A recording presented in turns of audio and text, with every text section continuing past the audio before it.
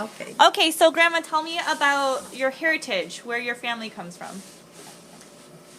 Well, I will begin with Grandpa and Grandma Myers because they're the only ones I know about. Okay, so how did... My grandfather's name was Nicholas Myers.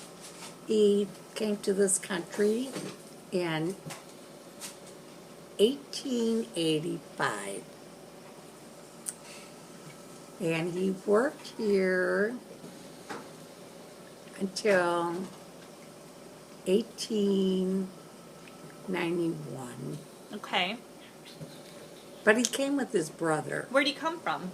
Luxembourg. Okay. In June of 1891, he went back to Luxembourg to collect some kind of inheritance. Oh, But I think he mainly went back to look for a wife. 'Cause okay. He couldn't find anybody here. No good at American And he wives? was 35 years old by then. He wanted to get married. So he went back to Luxembourg. In the meantime, my grandmother, who grew up with this friend Annie, they went all through school together. And when they were 20 years old, Annie said, Kate, I'm going to America. Come with me. And my grandmother said, Annie, I'll never go to America. So Annie left and came to America. My grandmother left and went to Paris, France, and she worked for this elderly Jewish couple who had no children. And they treated her like a daughter. She worked as a housemaid for them, but they treated her like a daughter, you know. They would send her the best dressmakers, and on Sunday they'd go out for breakfast and for a carriage ride, and she worked for them for 9 years. And in that same summer of 1891, in June, she told her lady, she always called her my lady, she said, I'm going to go back home for the summer. And her lady said, oh, Kate, if you go home, you won't come back. She said, oh, yes, I'll come back in September. She said, well, if you do, she said, I will send you to the best dressmaker in Paris and have a new dress made for you. Must be nice. So Grandma said, okay, fine. Grandma gets With all intention of coming back, you know. So she went home, and in the meantime, Grandpa came, and Grandpa and Grandma had a mutual friend.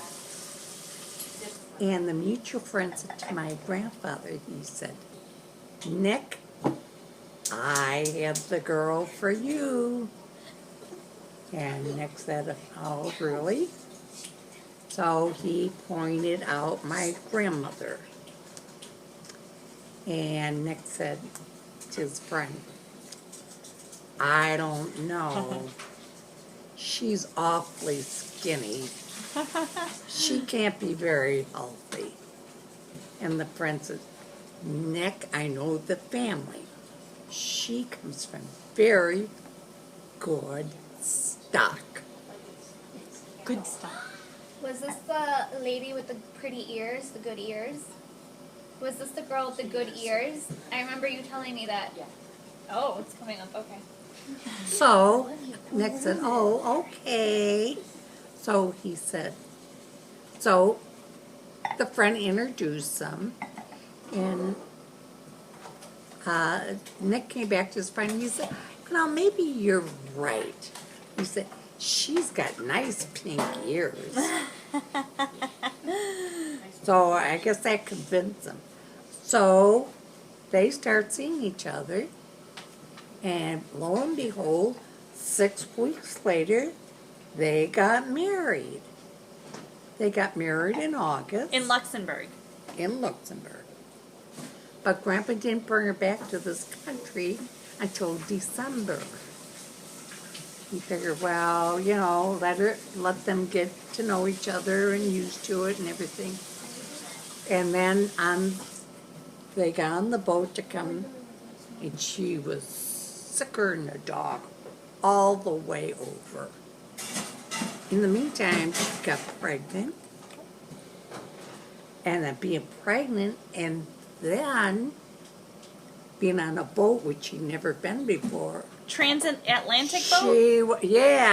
She was puking all the way. He thought she was going to die before he got her here. They get off in New York. Ellis Island?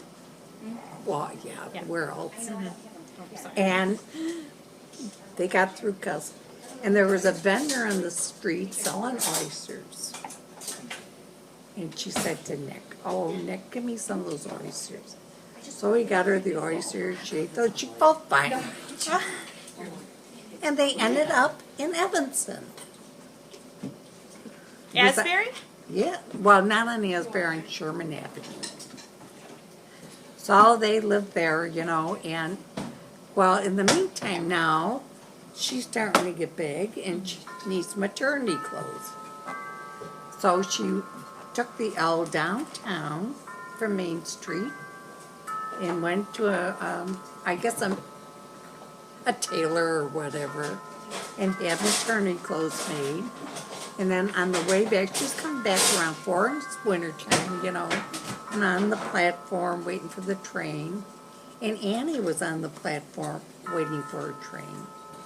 And Annie looked, but because it was starting to get dark, she thought, if I didn't know Kate wouldn't come to this country, I swear that woman was Kate. So when they Grandma was at the back end of the train, and Annie was at the front. And when they got on, they recognized each other. Oh my God, they were so happy. They ended up getting off at the same stop. They only lived 2 blocks from each other. Wow. And they stayed friends for the rest of their lives. It's a good story.